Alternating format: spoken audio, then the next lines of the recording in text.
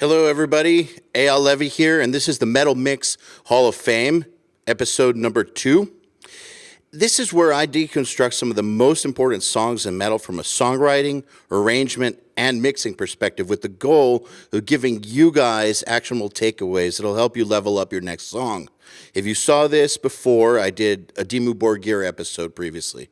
This track is kind of the brainchild from the now deceased bass player Paul Gray, R.I.P., and their former drummer Joey Jordison, which I think at the time was one of the best metal drummers, period. And I do consider him one of the all-time greats. And it seems like from interviews that this is one of those rare moments where everything just seemed to fall into place. And like it says right here, I have it in front of me. This is another me and Paul Gray creation. It was similar to Duality in that I had mixed feelings about whether it was a good song. Then we got together and started working on it as a team, and it just came together. A lot of bands who I won't name have ripped this song off. I guess you know you've done something good if everyone rips you off. That's Joey Jordison talking. And by the way, I think every band I know did try to rip this song off, at least the riff. And we're going to talk about the riff. It's a very rip-offable riff, but it's kind of like an AC/DC song where it only sounds like the riff when the original band plays it. Anyhow, the term psychosocial itself means relating to the interrelation of social factors and individual thought and behavior. The lyrics are reflective of this concept, and the energy of the song, while very organized in its delivery, can become very frenetic and chaotic, which is sort of an allusion to the extremes of social interactivity between humans and other humans and their environments. That's what Corey Taylor had to say about it. Now, I'm not entirely sure what the meaning is behind the song, but I can guess that maybe they're talking on many levels. One level being the scene in LA with all its excess, that excess, not success, that they've made no secret of trying to get away from. Another level could be that of the stalker fan. Another level could be a relationship with someone who has stopped seeing you as a human being and more as an object of power that you can use as a means to an end. This is something actually pretty common for celebrities to deal with. So I gotta say that the energy a psychosocial person puts off can be very frenetic and chaotic, like was said in the quote. Or maybe this is all just a social observation, or all the above. Either way, keep in mind that at this point in time, Slipknot was already the biggest band in the world. Like, why did they need to come back with such a statement? This band had already made its statements of rage and power with producers like Ross Robinson. Yeah, Ross Robinson twice, actually. They created 2 of the angriest records of all time with him. Then they worked with Rick Rubin once and created their most successful record of all time, selling over 2 million copies. So why did they need to come out with such a banger? More on that later. Let's get into the song. All right. I want to start by saying that I think that Slipknot are the masters of the buildup. And if you go back through their history to like the first real album and then Iowa, and you listen to all of their sickest riffs, you'll notice there's always some cool buildup, some longer than others. There's always some sick buildup everywhere leading to these massive riffs that are just arena imploding riffs. And Psychosocial is no different. It has its riffs, its quote unquote riffs, the riff, but it builds to them beautifully. You may say that the main riff to this song is really, really simple, that anybody could write it or play it, and I would argue with you about that. But what you can't say, there's no argument here, is that they don't set it up brilliantly. Okay, you see, the first 22 seconds of the song leading up to the riff are all build-up. Let's just listen to the first 22 seconds of the song, and I will show you how this build-up is constructed.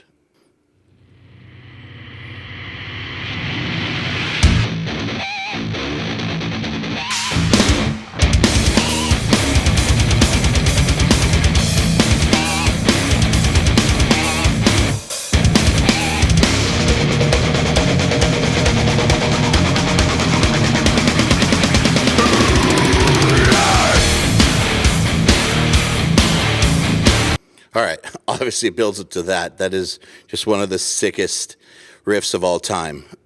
First it starts on this reverse something or another. Just say, I don't know, reverse symbol or whatever it is. And a single guitar and a drum come in on the 1. But now you're going to have to do some counting, because this is where Joey Jordison stops doing things normally. All right?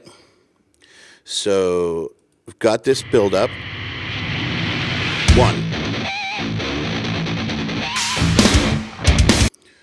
Okay, so notice right here where there's this pause.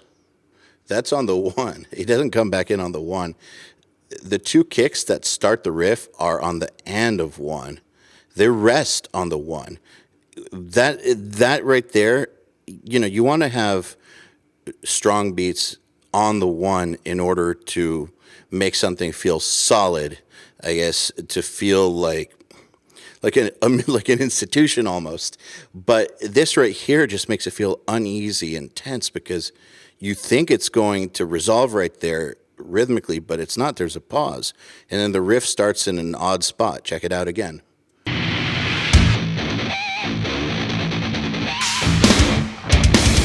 Try counting along. Start counting 1 right here.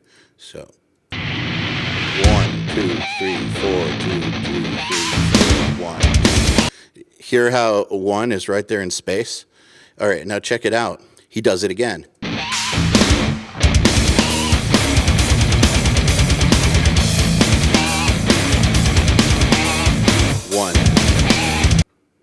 That hi-hat right there, that was on the 1.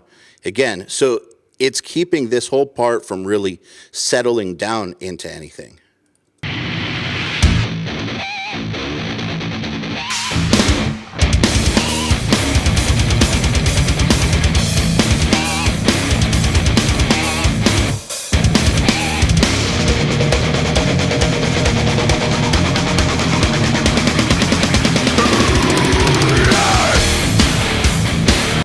There's the rest on 1 again right here.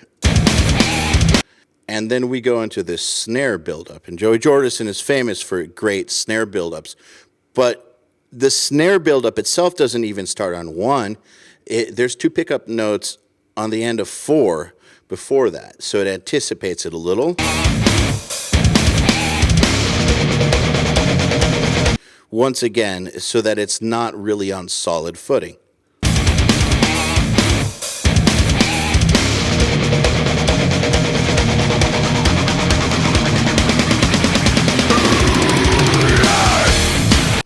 Lastly, this is a great fill by Joey Jordison, but he pulls one final punch to make that next riff really start like something big is happening, which is that the fill ends on the 4. Check it out. There's a pause. Right where Corey says, yeah, check it out. The drums pause. He goes, yeah. And then the riff comes in. And there you got full Slipknot glory with, everybody playing at the same time.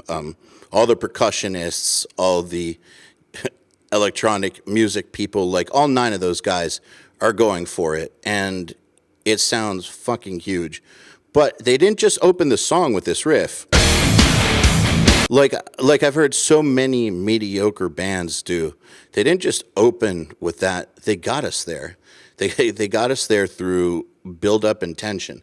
So what did they do? First of all, they never really established a 1 on a strong beat. They kept on having pauses or a hi-hat. They started beats in odd spots. They started the build-up in an odd spot. And then finally, on the big fill, they put a pause on the 4, leaving that gap so that when the riff comes in, it's just monstrous. And of course, on the snare build-up, they add electronics and, other elements to make it sound bigger. But now that you know all that stuff, try to listen to it again with that knowledge in your mind.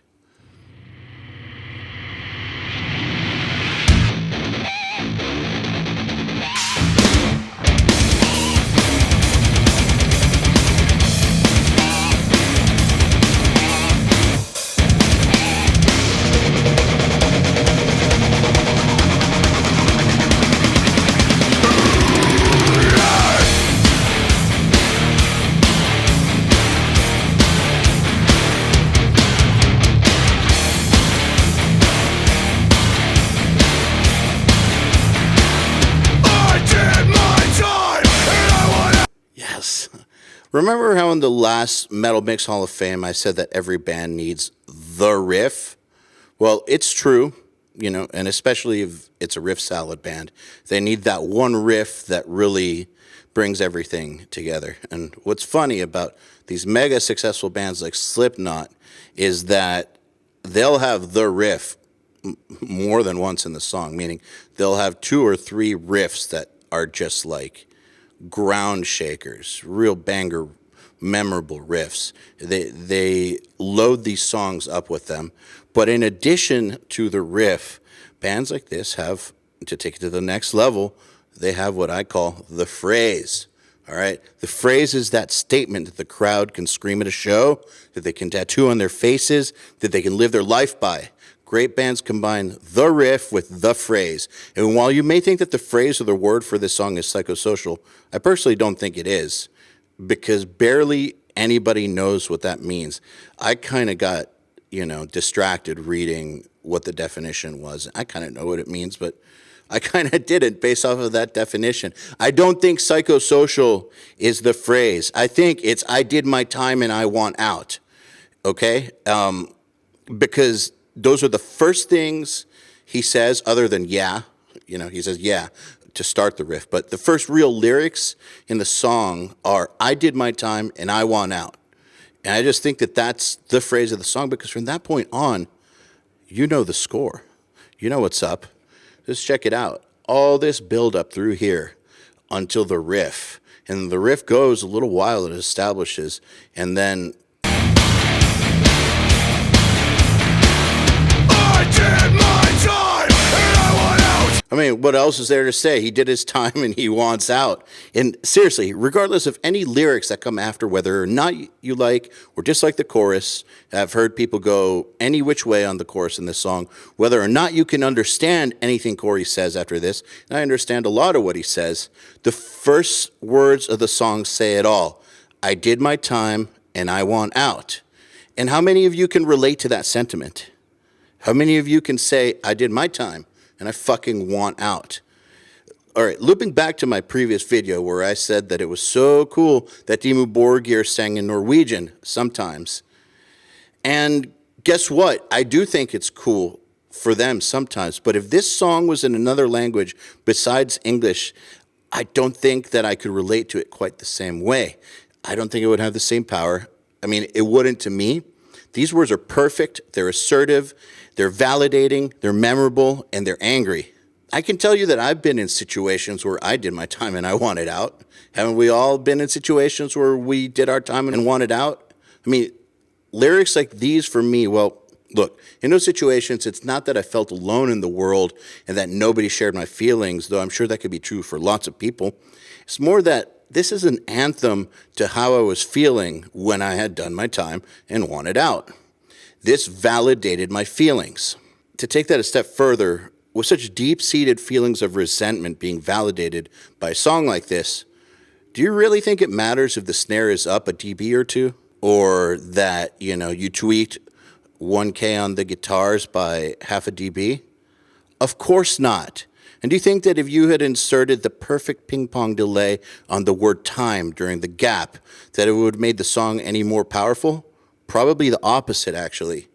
Mixing well is half science, half art, and I'm here to help with the art side. One of the stupidest criticisms of Slipknot I've seen is of their use of 3 drummers, or to be specific, 1 drummer and 2 percussionists. And I get it, because in their earlier mixes, shit was so insane, and it was hard to hear what everyone was doing. People were like, what do they need 3 drummers for? But if you've seen them live, that whole question is put to bed, because they need every single member of that band up on stage. I'm going to fast forward, if you know what that means, to the breakdown section. And we're going to talk about what's so cool about their instrumentation. One thing that Slipknot do great, better than almost anybody, is that they do traditional things in non-traditional ways. Again, they give you some traditional elements, but delivered in a non-traditional, let's say, on a non-traditional plate.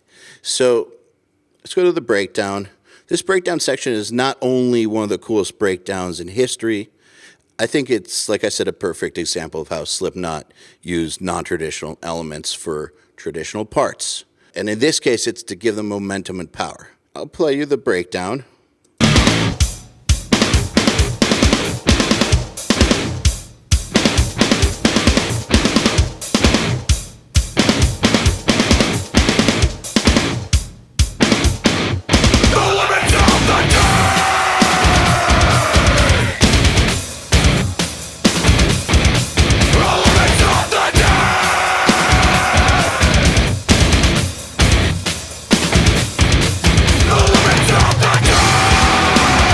Starts right here at around 245, and it wouldn't be a Slipknot riff without a proper buildup.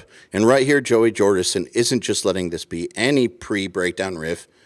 He jerks your ear around with the hi-hat placement, which is really cool. It starts on the quarters, but then it goes into some syncopation. Check it out.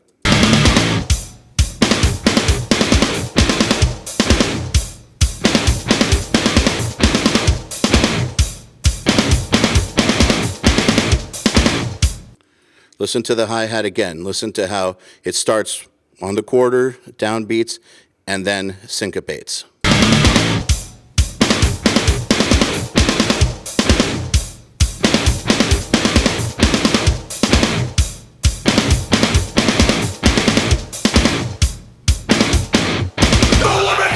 And all right, the traditional thing they do here, is they have one guitar plate the first time through, and then two guitars the second time through. And look, sometimes traditional moves work, especially when you have so many non-traditional moves happening throughout. If all you do are predictable moves, then you're boring. But if all you do are weird moves, then you're weird and probably boring. Yeah, the best case scenario is where you have really recognizable stuff that's built on, I guess, a foundation of things that are unexpected and exciting, which is what makes Slipknot great, and this song in particular. So basically, if you're laying the groundwork for a build-up and you can't totally catch where the one is because Joey Jordison is the master of deception, and then that second guitar comes in and you just know that the riff is coming, well, it works. And it works because all of the other work they've done to get us to this point works. And then, of course, we have a pause. Remember the use of pauses in the intro? We've got the pauses here. The pause before the riff. The pause as he says time. I did my time! Of course, we have a pause right before the breakdown kicks in. And, you know, Joey Jordison's great at those pauses. This is the really cool part because Joey's playing the regular breakdown pattern. You know, he's matching the guitars with his kicks, and of course the vocals are driving things home. Everything's heavy and awesome. But the percussionists are playing their own beat, literally marching this thing forward. And when they play it live, the percussion is dressed like a giant marching band, and it's very, very effective. But for our purposes here, just know that these two snares are not Joey. You can even hear them sometimes panned off to a side. That's another one of the drummers panned off to the side. Now, I don't have this entire pattern worked out, so I'm sure someone is going to say, Joey actually synced up with them on two of the hits. And to that person, I say, thank you. Thank you very much. Let's listen to the part. So this is a traditional breakdown, but with a marching band adding extra beats once it comes in. The limits of the day!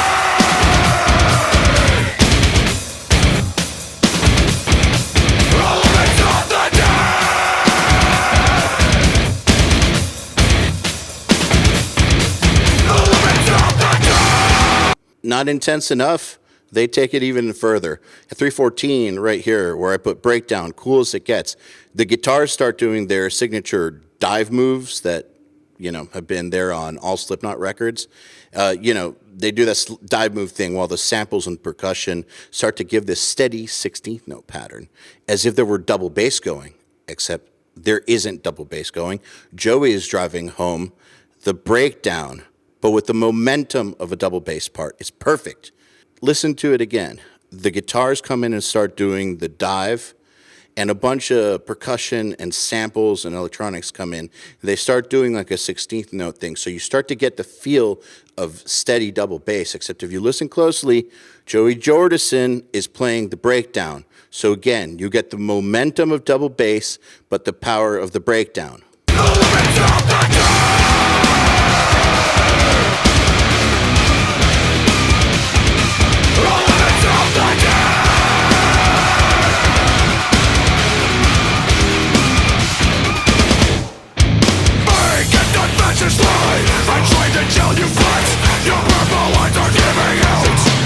I could listen to that riff all day. That definitely is the riff. Obviously, you can't just leave it right there. That can't be the only time they use it. It's way too cool of a part. So they bring it back. Like I said in my previous Metal Mix Hall of Fame, great bands use theme and variation, and this is an example of theme and variation. When it comes back to the breakdown at the end, I call it the wandering breakdown. Right after the final chorus, there's kind of the wandering breakdown, because it sounds like Joey's playing the kick pattern to it while the guitars are playing something similar to the intro riff with the pinch harmonic at the end. And I'll remind you of that riff.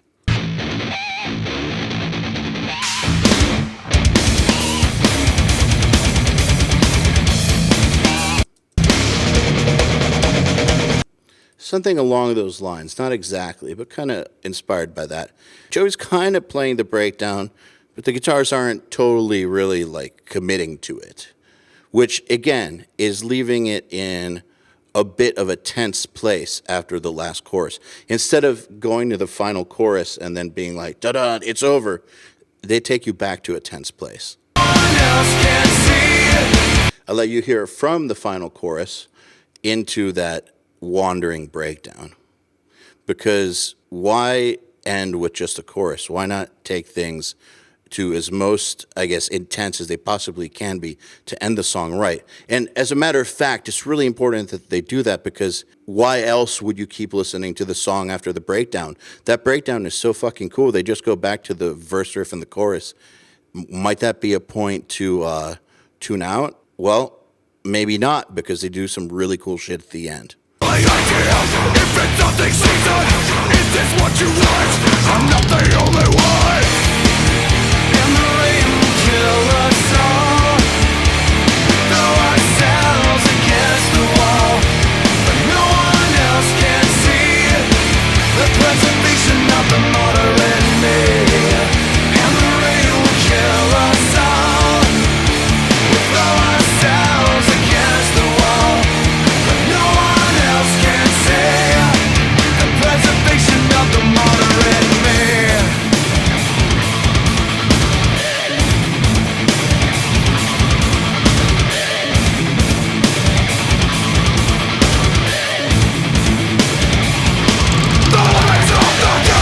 Okay, so kind of sounds like Joey's playing the kick pattern while the guitars are playing. Something kind of like the intro with the pinch harmonic. It's not really making any definitive sort of statement. It's wandering. It sounds like there's some wah and some other cool effects opening up and some percussion. It's closing up, opening up, wandering up until the fill. You know, the Joey Jordison fill.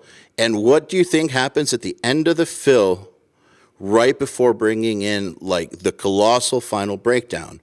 That's right, a pause.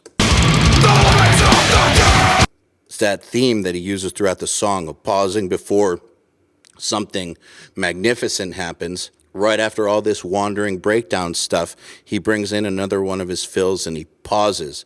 And when that final breakdown comes in, Joey Jordison drives it home not by doing the expected and playing double kick out, but he plays the breakdown pattern while the percussionists are playing steady eighths or sixteenths, depending on how you count it. So again, it makes the breakdown both powerful and full of momentum. Check it out.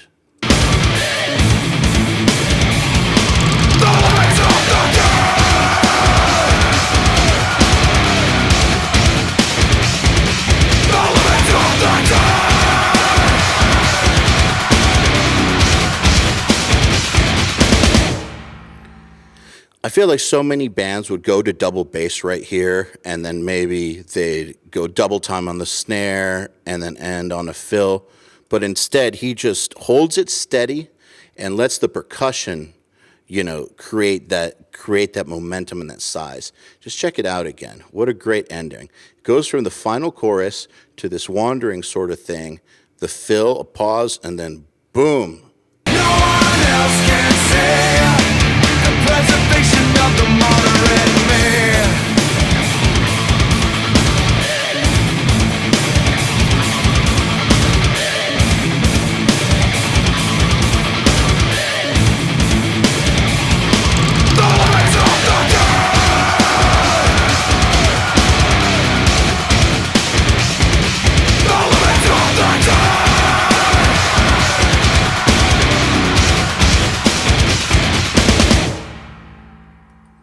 As you can probably tell, I could spend hours nitpicking every single detail about this song, but I felt like this would be good for an episode of Metal Mix Hall of Fame. So let me just recap 3 takeaways that you can use on your mixes and songs. And number 1, build to explosive sections with tension.